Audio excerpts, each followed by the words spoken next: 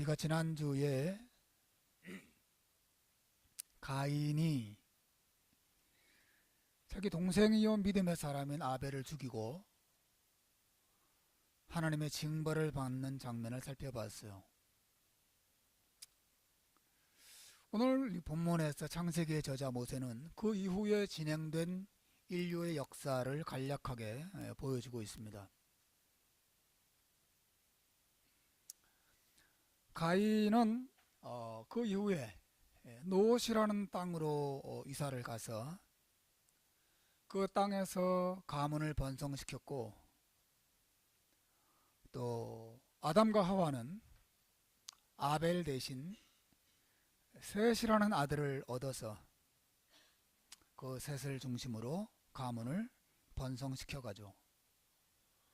본문 16절에서 24절은 가인 가문에 대해서 말해주고 있고, 마지막 25절, 26절 이 두 절은 아벨 대신 태어난 셋, 그 셋의 가문에 대해서 말해주고 있습니다. 가인의 가문은 하나님 없는 세상 사람들의 삶을 우리에게 보여주는 것이라면, 셋의 가문은 하나님을 믿고 따르는, 말하자면 교회 안에 속한 무리들, 교회 공동체 안의 사람들의 삶을 보여주고 있습니다. 물론 이 말은 가인 가문, 가인의 후예들, 가인의 후예에 속한 이 가문에 속한 사람들은 구원받고 싶어도 절대로 구원받을 수 없다, 그런 뜻은 아니에요. 반대로 셋의 혈통에 속한 사람들은 무조건 구원받는다, 그런 뜻도 아닙니다. 다만 창세기의 저자 모세가 여기서 강조하고 싶은 것은, 그 옛날부터 인류는 하나님을 따르는 무리들과 하나님을 거절하고 하나님 없이 살아가는 무리들로 나뉘어져 있었다는 사실을, 그리고 그 중심에 가인이 있었고 또 다른 중심에 아담과 하와, 또 그 아들인 셋이 있었다는 사실을 오늘 본문이 말해주고 있는 것이죠. 그러므로 여러분, 오늘 본문 안에서 가인의 후예들과 셋의 후예들, 가인의 가문에 속한 사람들과 셋의 가문에 속한 사람들을 나누어서 설명하고 있는 이 모세의 의도는 마치 우리에게 이렇게 질문하는 것과 같습니다. 당신은 어디에 속한 사람입니까? 당신은 지금 어떤 사람들과 함께 인생길을 가고 있습니까? 라고 하는 질문을 던지는 것과 같아요. 둘 중에 하나죠. 가인에게 속한 무리들과 더불어서 인생길을 걸어가는 사람들, 그리고 셋에 속한 사람들과 더불어서 인생길을 걸어가는 사람들, 둘 중에 하나인 것이죠. 여러분, 가인 가문에 속한 사람들의 특징이 무엇입니까? 그것은 하나님 없는 현실주의예요. 오늘 설교의 핵심입니다. 가인의 가문에 속한 사람들의 특징은 하나님 없는 현실주의예요. 오늘 본문은 이렇게 시작합니다. 가인이 여호와 앞을 떠나서 에덴 동쪽 노 땅에 거주하더니, 가인은 여호와 앞을 떠났다라고 말합니다. 이 말은 우선 하나님을 의지하며 살던 부모 형제 공동체를 그가 떠났다라는 것을 의미해요. 아마도 아담과 하와는 에덴 동산에서 쫓겨난 다음에 멀리 떠나가지 않고 에덴 동산 근처에 살았던 것 같습니다. 그곳에서 장차 하나님이 은혜를 베푸셔서 메시아를 보내시면 다시 에덴 동산으로 돌아갈 것이라고 하는 꿈을 가지고 믿음으로 그 동산 앞에 살았습니다. 그런데 가인은 여호와 앞을 떠나서 에덴 동쪽 노 땅으로 가게 되죠. 여러분, 가인은 하나님을 떠나요. 이것은 그가 믿음의 동생인 아벨을 죽이고 신앙을 거절한 자연스러운 결과예요. 여러분, 하나님을 거절하는 것은 현대인들 혹은 지식인들만의 특징이 아닙니다. 오늘 성경은 저 고대 가인의 때에도 그런 일이 있었다고 말하고 있어요. 하나님을 싫어하는 것, 하나님을 거절하는 것, 그것은 똑똑한 사람들의 특징이 아닙니다. 가인은 더 이상 하나님과 관계를 맺고 살지 않기로 결심하죠. 믿음의 공동체를 떠납니다. 예배 공동체를 떠납니다. 또 하나님과의 교제를 떠납니다. 또 하나님과 교제하는 그 무리들로부터도 떠납니다. 그의 인생에서 하나님이라고 하는 이름이 사라집니다. 시간이 지나면서 가인뿐 아니라 가인의 가문 안에 있는 하나님에 대한 기억도 점점 사라지게 되죠. 여러분, 가인 가문에 속한 사람들의 대표적인 특징은 하나님 없는 삶이에요. 여러분, 하나님 없는 삶의 결과가 무엇입니까? 자유입니까? 하나님 없는 삶은 자유와 평화와 행복입니까? 성경은 그렇게 말하지 않습니다. 그들에게 새로운 신이 생겼다고 말합니다. 그 신은 현실이라고 하는 신이에요. 이 가인 가문에 속한 사람들은 오직 현실 속에서만 행복을 구하고 있습니다. 이것이 바로 하나님 없는 현실주의의 특징이에요. 가인은, 그리고 가인과 가인 가문에 속한 사람들은 하나님을 떠나는 순간부터 전적으로 현실의 삶에 올인해요. 그들은 자신의 행복을 더 이상 하나님께 두지 않습니다. 그들의 행복은 현실의 성공과 현실의 행복이 있어요. 오늘 본문에 말하는 가인 가문의 삶을 보십시오. 성경은 그들이 하나님을 떠났기 때문에 현실 속에서 가난해졌다 이렇게 말하고 있지 않습니다. 오늘 성경은 그들이 하나님을 떠났기 때문에 현실 속에서 망했다 이렇게 말하고 있지도 않습니다. 도리어 현실 속에서 큰 성공을 거두고 있어요. 가인은 노시라는 땅에 정착해서 에녹이라는 아들을 낳고 그곳에 성, 즉 도시를 건축합니다. 그리고 그곳의 왕이 되죠. 그리고 그 도시의 이름을 자기 아들의 이름을 따서 에녹성이라고 부르고 명예를 얻습니다. 그리고 그 가문에 속한 사람들은 그 성 안에서 평안과 안정을 얻고 살아가게 돼요. 그뿐 아니에요. 이 가인 가문은 라멕이라는 사람의 대에 이르러서 그 가문의 영광이 최고에 이르게 돼요. 오늘 본문에 라멕의 세 아들이 등장하는데 야발, 유발, 두발 가인. 다 발자 들리는 것 같아요. 야발, 유발, 두발 가인. 여러분, 이 사람들은 각각 목축업의 대가가 되고 당대 최고의 음악가 예술가가 되고 농기구나 전쟁기구를 만드는 최고의 과학자가 됩니다.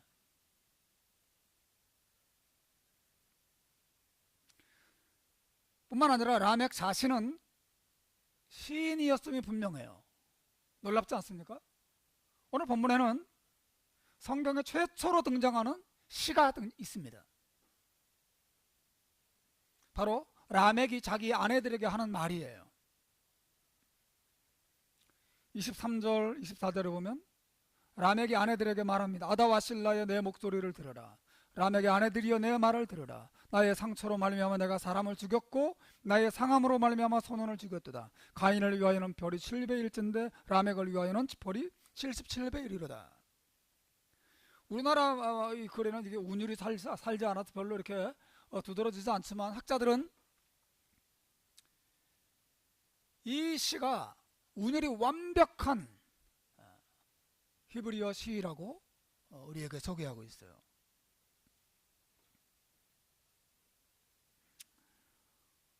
그러니까 라멕은 시를 쓰는 사람이었어요. 시인이었습니다. 여러분, 이 본문이 말하는 이 가인 가문에 속한 사람들이 현실 속에도 얼마나 큰 성공을 거두고 있는가를 보십시오. 그들은 하나님을 떠났지만 절대로 망하지 않습니다. 그들은 현실 속에 들어가서 놀라운 능력을 발휘합니다. 큰 성공을 거두고 명예를 얻고 영광을 얻습니다. 그들은 도시를 건설하고 농업과 예술과 자연과학, 인문과학 분야에 탁월한 능력을 드러냅니다.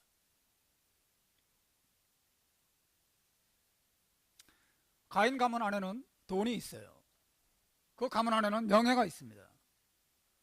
그 가문에는 평안이 있습니다. 그 가문 안에는 자손들의 성공이 있습니다. 그 가문 안에는 모든 것이 있는 것 같습니다. 그들은 현실 속에 들어가서 열심히 살았어요. 그리고 멋진 성을 건축하고 그 안에서 부귀영화를 누리고 당대 최고의 명예를 얻고 있습니다. 모든 자손들이 다 자기 분야에서 우두머리가 되어 있습니다. 이게 가인 가문이에요.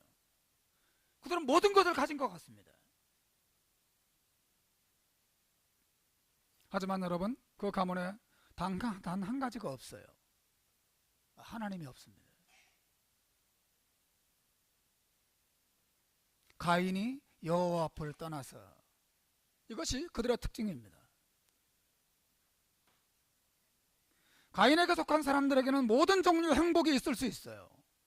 하지만 하나님이 없기 때문에 하나님과의 관계가 주는 행복은 그들에게 존재하지 않습니다. 이것이 하나님 없는 현실주의의 삶이에요. 오늘날 현대인들의 대표적인 특징이죠. 다 가지고 있어요.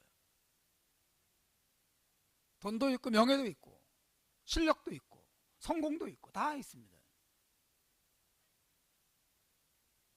여러분, 이 에녹성, 가인의 아들 에녹의 이름으로 딴 그 에녹 성 안에 이 가인 자손들이 먹고 마시고 즐기고 떠드는 소리가 안 들리십니까?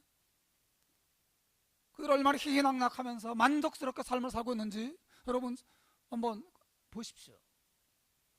그들은 큰 성공과 큰 영광을 가지고 있습니다. 그러나 그들 안에는 이것이 없습니다.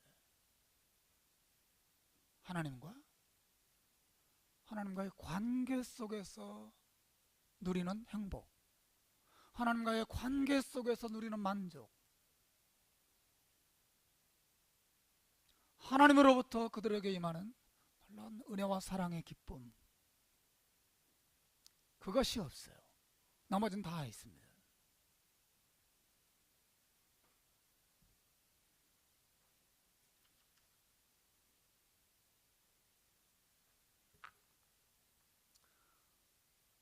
하나님을 떠나고 신앙생활 안 하면 다 가난해지고 망할 거라고 생각하는데 천만의 말씀입니다.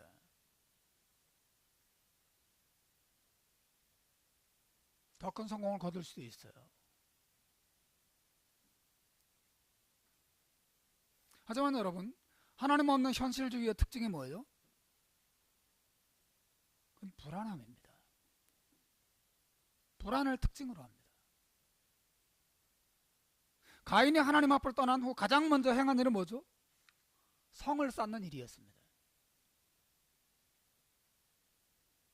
성이라고 하는 것은, 그가 성을 쌓았다고 하는 것은 이 가인이 자신의 인생을 지키기 위해서 더 이상 하나님을 의지하지 않는다는 사실을 말하고 있습니다. 그는 자신을 의지하고 자신의 능력을 의지하고 자신의 현실적인 환경을 의지해서 그 성을 통해서 자기와 자기 가문을 지켜내려 하고 있습니다. 하나님을 의지하지 않습니다. 높고 큰 성은 화려해 보이지만 사실은 그 중심은 무엇이 있습니까?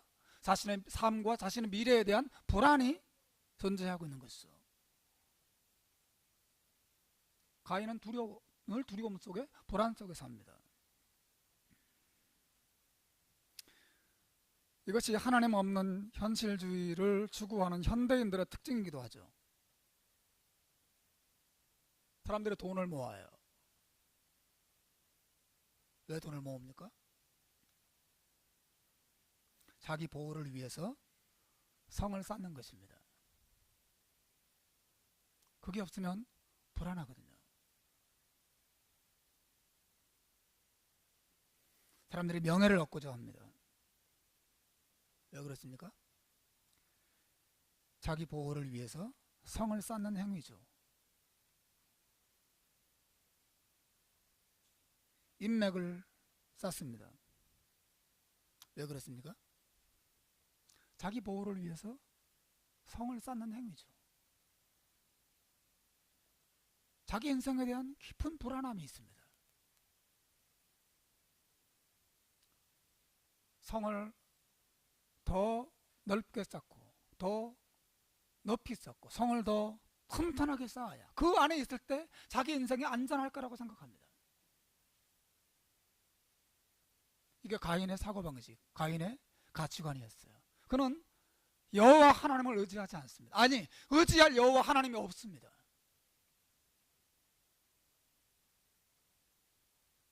늘 불안 속에서 그 불안을 달래기 위해서 어찌하든지 자기와 자기 가문을 지켜줄 수 있는 어떤 외적인 것을 계속 모으고 쌓고 채워야 했습니다.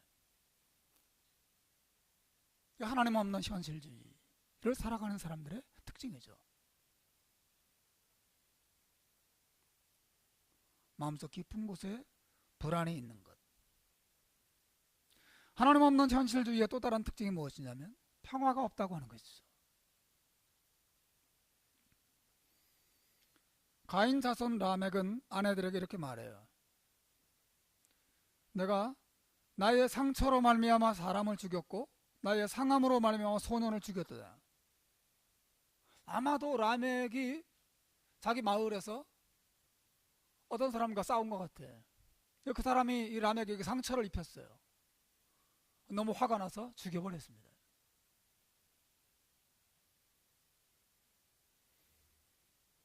그리고 자기가 죽인 그 사람은 나이가 많은 어떤 사람이 아니라 소년이었다고 말해요. 아주 장성한 그런 사람이었어요. 내가 그를 죽여버렸다. 나를 무시하잖아. 내가 상처를 줬거든. 없애버렸어.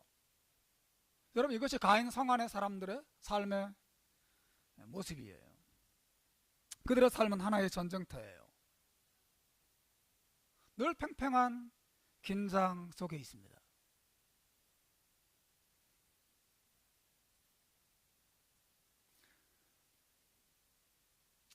오늘 현대인들의 삶도 그렇지 않습니까?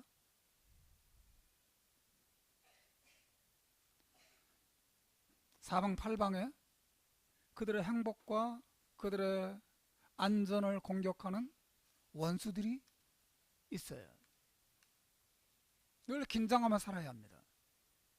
좋은 성적을 얻어야 하고 좋은 성적을 유지해야 됩니다. 왜 그렇습니까? 그게 떨어지면 자신의 안전이 위협받고 자신의 행복이 위협받을 거라고 생각하기 때문에 그렇습니다. 하나의 전쟁터 안에 사는 것이죠.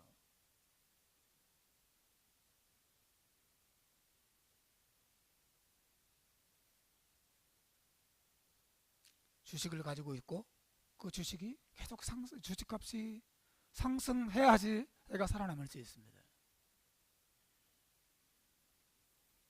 항상 자기의 사업체에 더 많은 손님들이 오기를 늘 긴장 속에 살아갑니다.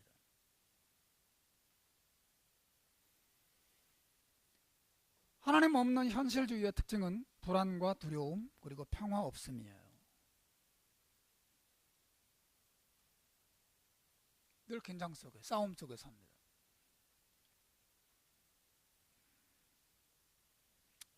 이것은 가인 가문이 가는 그 길 위에는 진정한 행복이 없다는 사실을 우리에게 말해주는 것이죠. 그 길, 즉 하나님 없는 현실주의. 겉보기에는 화려해 보이고 겉보기에는 튼튼해 보이고 겉보기에는 행복해 보이고 만족스러워 보이지만 사실 그 깊은 곳에 들어가면 항상 불안함이 있습니다. 항상 싸움이 있습니다. 늘 팽팽한 긴장 속에 살아갑니다. 먹고 살아야 하고 살아남아야 하고 살아남기 위해서는 죽여야 하고 이 경쟁에서 자신과 자기 가족들을 지켜내야 하는 팽팽한 긴장 속에 매일 그렇게 살아가는 것입니다. 이게 가인의 삶이었어요. 그의 가문에 속한 사람들. 하나님 없는 현실주의, 하나님이 주시는 위로, 하나님이 주시는 만족, 하나님이 주시는 행복, 하나님이 주시는 안전, 이것이 없어요. 그들은 그것을 의지하고 살지 않습니다. 전적으로 자기의 생각, 자신의 힘, 자신의 계획, 자신의 능력, 그것을 의지하고 살기 때문에 어떤 평화도, 어떤 만족도, 어떤 행복도 그들의 영혼 속에 존재하지 않아요.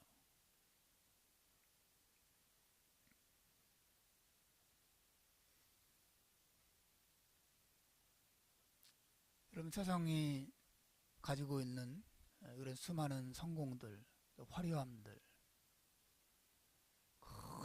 크고 멋져 보이는 집들, 여러분, 우리는 그 안에 하나님이 없고 또 이런 하나님이 주시는 정말 참된 만족과 평화가 없다는 사실을 우리가 볼 수 있어야 합니다.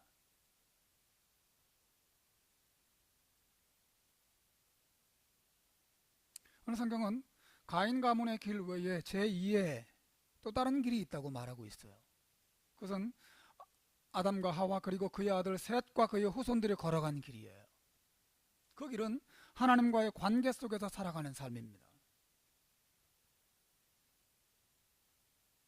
가인은 여호와 앞을 떠났지만 아담과 하와와 그리고 아벨 대신 얻은 그 셋과 그 모든 자손들은 여호와 앞에 계속 머물러 있었습니다. 하나님과 관계를 맺고 살았어요. 하나님을 바라보며 살았습니다. 하나님 안에 살았고 하나님 곁에서 하나님과 함께 살았습니다.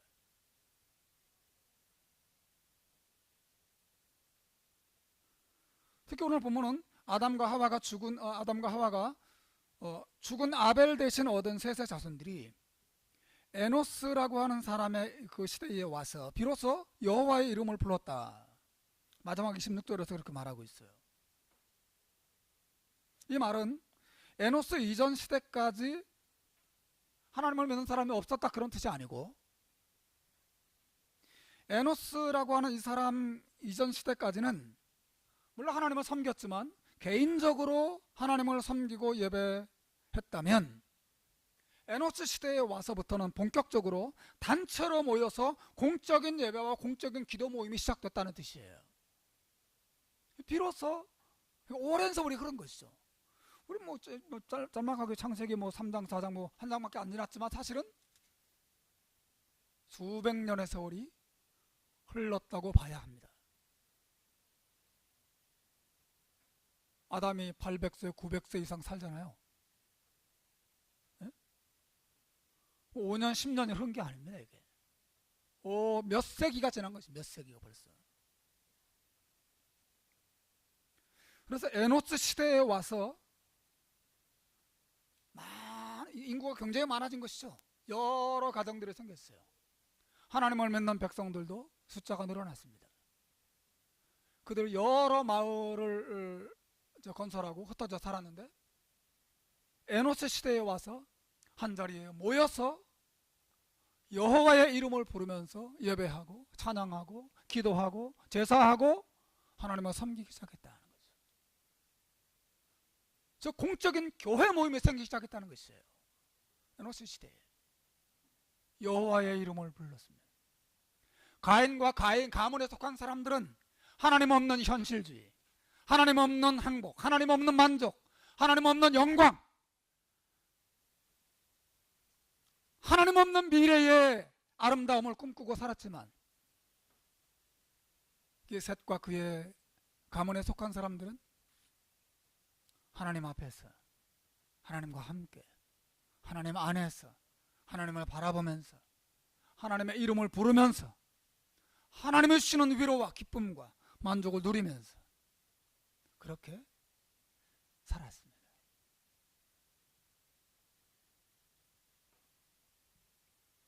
놀랍게도 창세기의 저자 모세가 가인 가문에 속한 사람들의 부귀 영화와 성공에 대해서 기록하면서 셋의 후손들에 대해서는 그런 내용을 전혀 기록하고 있지 않아요.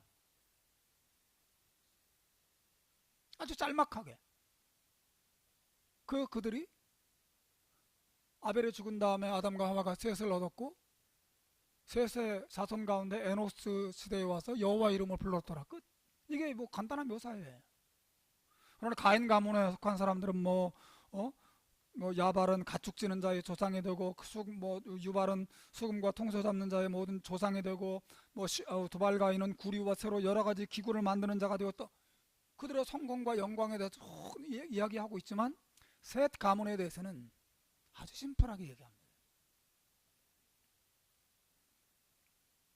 이 말은 예수 믿는 사람들, 또 교회에 속한 사람들, 하나님을 믿는 사람들, 셋의 후손들이 다 가난했다 그런 뜻은 아니에요. 혹은 가인 가문 사람들만큼 기술이나 예술적 능력이 좀 뒤떨어졌다 그런 뜻도 아닙니다.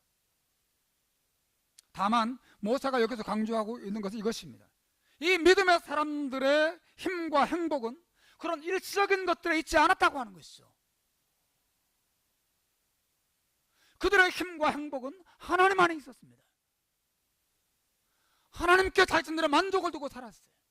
하나님의 이름을 부르며 살았습니다. 그들의 평화는 자기들이 건축한 성에 있지 않았고 그 성보다 더 위대하신 하나님 안에 그들의 평화가 있었다고 하는 것이죠.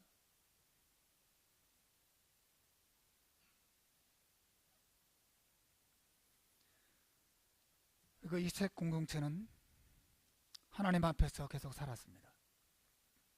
가인과 그의 가문은 하나님을 떠났지만 그들은 하나님을 놓지 않았습니다. 하나님과의 관계 속에 살았습니다. 하나님이 어떤 분인지 조상들로부터 배웠고 하나님을 배운 그 지식을 자기 자손들에게 또 전해줬습니다. 계속해서 하나님과 함께 살아가는 믿음의 공동체, 믿음의 가정을 그들이 이어갔습니다.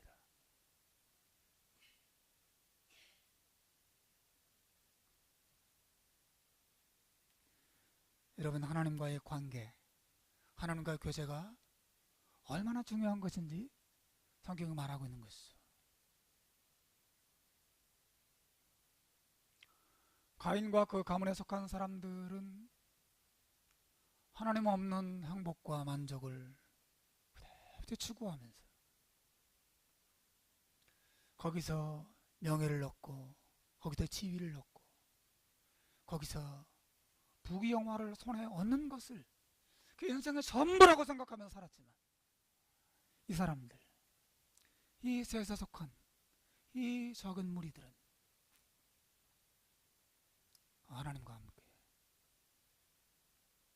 그분을 예배하면서 그분을 기뻐하면서 그분과 교제하면서 그분의 말씀을 약속을 기억하면서 하루하루 믿음으로 사는 행복을 그들의 모든 것으로 삼았습니다. 분명히 이 셋의 가문에 속한 사람들 중에도 어떤 젊은이도 어떤 사람들이 아예 이 고리타분한 신앙 싫어, 나는 가인 가문이 좋아, 저들 좀 봐, 저렇게 잘 먹고 잘 살고 저렇게 멋진 걸 즐기고 있잖아, 나도 갈래, 그런 사람이 나왔을지도 모르겠어요. 있지 않았겠습니까?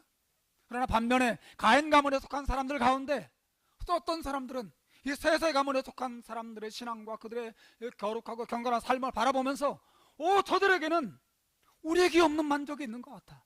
뭐지?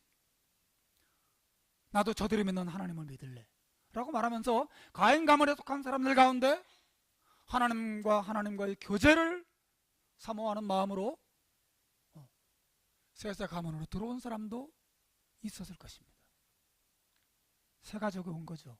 교회로 치면 새 가족 와서 새 가족 환영회를 했을지도 모르겠어요. 예? 우리 교회처럼 얼마나 여러분, 과거나 지금이나 창세기는 같은 역사가 이 땅에서 진행되고 있다는 사실을 말해주고 있습니다. 그리고 성경은 끊임없이 이 세상 어떤 가치보다도, 돈보다도 명예보다도 그 어떤 가치 있는 것보다도 하나님과의 관계가 가장 소중하다는 사실을 우리에게 교훈하고 있어요.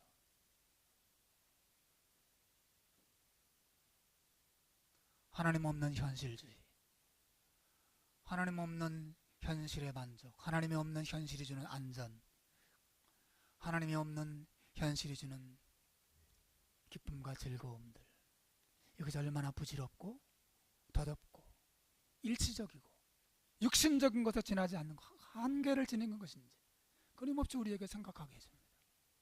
그러나 우리의 하나님 살아계시고 우리를 사랑하시고 영원하시고 불변하시고 전능하시고 진실하시고 참된 그 하나님과 그 하나님을 아는 것이 그 신자들의 참된 만족이 우리 인생의 참된 만족이라는 사실을 성경 우리에게 교훈하고 있어요.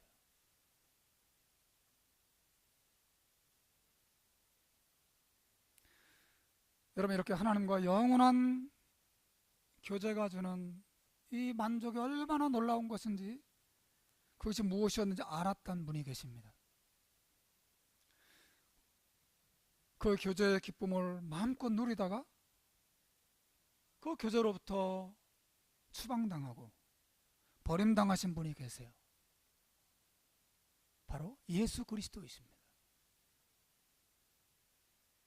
그분은 성자 하나님이세요.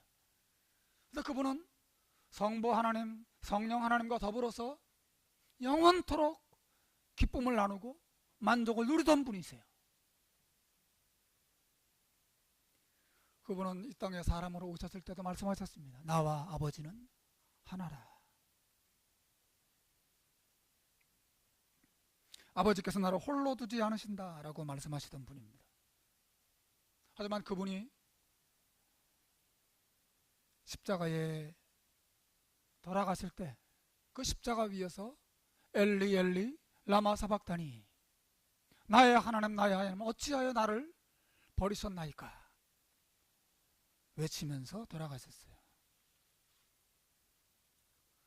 여러분, 예수 그리스도께서 하나님으로부터 버림당하신 이유가 무엇입니까?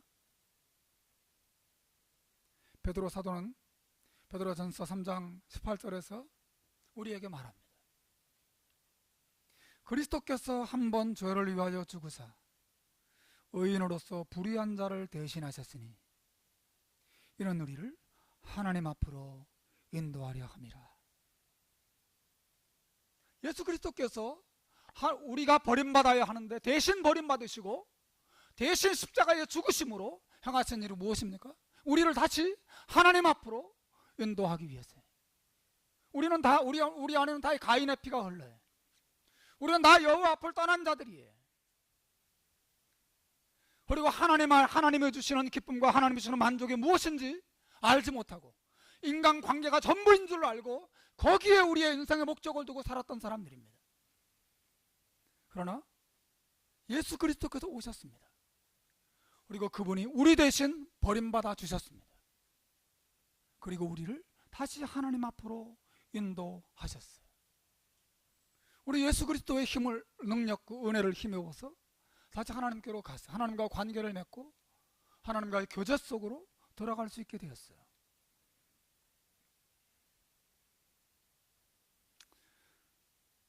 예수 그리스도께서 하나님으로부터 버림당하신 것은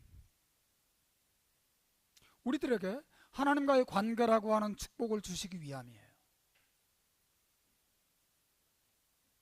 왜냐하면 우리의 진정한 힘과 진정한 행복과 만족은 바로 이 하나님 안에 있기 때문에 그렇습니다. 우리가 하나님을 주고자 하시는 것입니다. 그분이 십자가에 죽으신 목적이 그것입니다. 여러분이 십자가를 믿는다고 말함에도 불구하고 하나님과의 관계, 하나님을 아버지라고 부르고 하나님을 나의 주라고 부르고 하나님을 나의 목자라고 부르는 그런 만족, 그 평안, 그 안식을 알지 못한 채 여러분의 힘으로 쌓는 성이 여러분을 지켜줄 거라고 생각하고 그 속에서 늘 불안해하고 늘 긴장 속에서 평화 없이 살아가고 있다면 여러분은 아직 예수 그리스도 안에서 주어진 하나님과의 관계를 여러분 모르는 것입니다.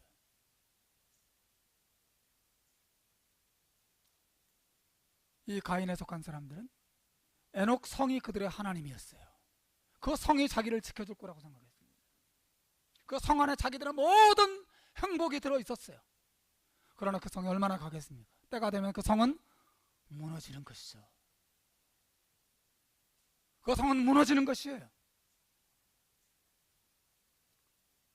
멋진 연예인들이 자기들의 외모를 자랑해요. 그 외모라고 하는 성이 얼마나 오래 가겠습니까? 무너지는 것이죠. 우리의 인생은 다 무너지는 것입니다. 그러나 우리의 행복과 만족을 하나님 안에 두면 하나님이라고 하는 이 성은 영원한 성이었어요. 결코 무너지지 않고 우리를 지켜주고 우리의 만족이 이 땅으로 끝나지 않고 저 영원한 하나님 나라에까지 이어져 갈 것을 성경은 약속하고 있습니다.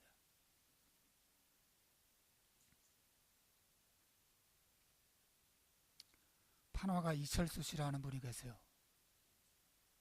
아세요? 유명한 분입니다. 그분이 밥 한 그릇의 행복, 물 한 그릇의 기쁨이라고 하는 책을 썼는데 그 책에 이런 구절이 나와요. 눈, 목욕, 찌개 한 냄비, 더운 밥 한 그릇, 그렇게 하루가 저물다.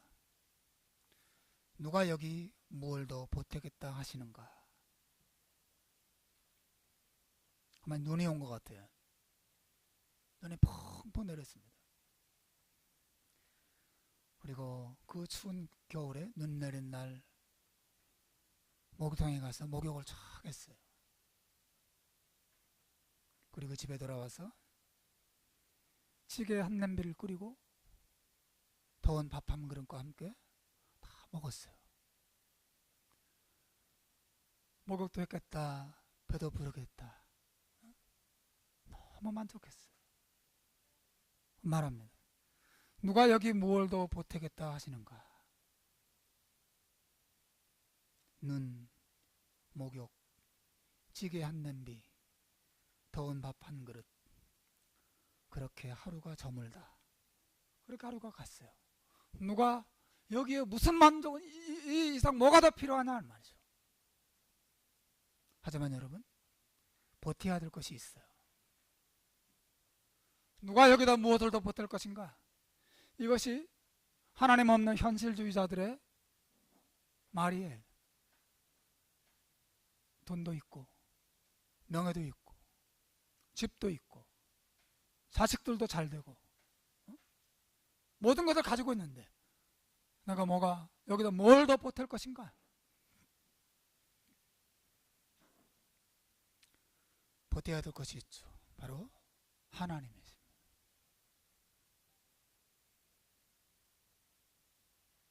인간은 동물이 아니에요. 눈, 목욕, 찌개 한 냄비, 따뜻한 밥 한 그릇, 그것 가지고는 인간은 절대로 만족에 이를 수 없습니다. 예수 그리스도께서 십자가에 죽으신 것은 우리들에게 하나님과의 관계 안에서 얻는 만족을 주시기 위함이에요. 우리 신자들은 하나님 없는 현실주의의 만족을 추구하지 않습니다. 우리가 시편 23편에 우리가 사경에 대해서 들었죠? 여호와는 나의 목자시니 내게 부족함이 없으리로다. 그 하나님과의 관계 안에서 다윗이 만족을 누렸던 것처럼 이것이 참된 신자의 삶의 방식이죠.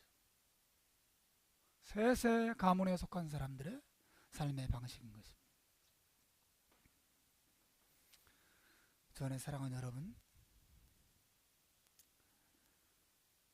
우리가 예수 그리스도 안에서 하나님의 은혜로 하나님과 다시 가까이 하게 되었고 하나님과 관계를 맺게 됐고 예수 그리스도를 믿음으로 그의 죄사함과 그 은혜를 힘입어서 하나님을 아버지라고 부를 수 있게 되었어요. 우리는 이 믿음을 가지고 있습니다.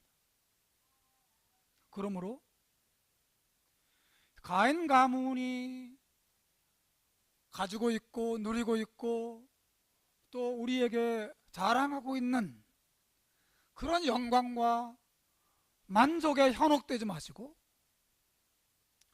여러분의 진정한 행복과 만족이 하나님 안에 있다는 것을 기억하고 이 하나님과 관계를 소중하게 여기고 이 하나님을 가까이 하고 하나님을 섬기는 일에 여러분의 마음을 쏟으시기를 주님의 이름으로 축원합니다. 거기에 진정한 만족이 있는 것이죠. 여러분 불안해하지 마십시오. 여러분의 현실과 여러분의 환경들이 어떠하든지 비록 이렇게 살다가 내일 죽는다 하더라도 우리는 잃어버릴 것이 없고 우리에게는 영원한 영광이 기다리고 있습니다. 여러분 그 사실을 알고 믿고 있습니까? 우리에게 영원한 영광이, 영원한 하나님 나라의 영광과 영원한 하나님 자신이 우리를 기다리고 있다는 사실을 여러분 바라보고 믿고 있습니까? 여러분 하나님과의 관계를 소중하게 여기고 있습니까? 하나님을 가까이 하고 있습니까? 하나님과 교제하고 있습니까? 하나님의 사랑을 누리고 있습니까? 하나님의 사랑 안에서 여러분의 소망을 가지고 있습니까? 아니면 하나님 없는 현실주의를 따르는 가인 가문에 속한 사람들과 똑같은 가치관을 가지고 똑같은 만족을 추구하면서 그게 전부인 줄 알고 그 성을 높이 쌓고 멋지게 쌓고 아름답게 장식하면서 그 성이 영원 무궁할 것처럼 내가 죽으면 이 성을 또 내 자식에게 물려주고 이 성을 또 그 자식에게 물려주고 자자손손 내가 모은 재산들을 자손들에게 전수하면서 사는 것이 인생에 만족이 있을 것처럼 가인 가문에 속한 사람들의 가치관을 그대로 가지고 살고 있는 신자들 안 계신지 모르겠어요. 얼마나 어리석은 것입니까?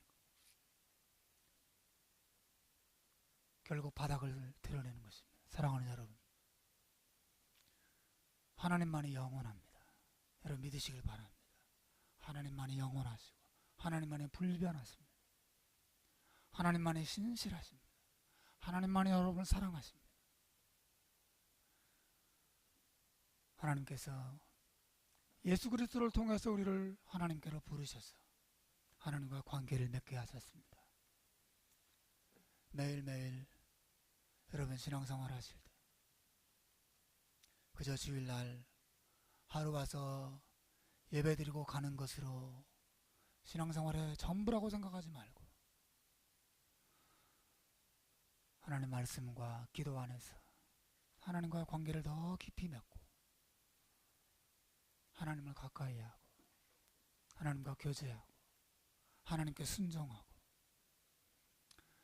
하나님의 사랑을 즐거워하고 하나님의 사랑 안에서 셋의 가문처럼 날마다 여호와의 이름을 불러가면서 이렇게 믿음으로 살고 그 믿음으로 사는 사람들에게 주시는 놀라운 구원과 참된 만족들을 자자손손 누리게 되는 여러분과 또 가족들이 되기를 주님의 이름으로 축원합니다. 기도하겠습니다.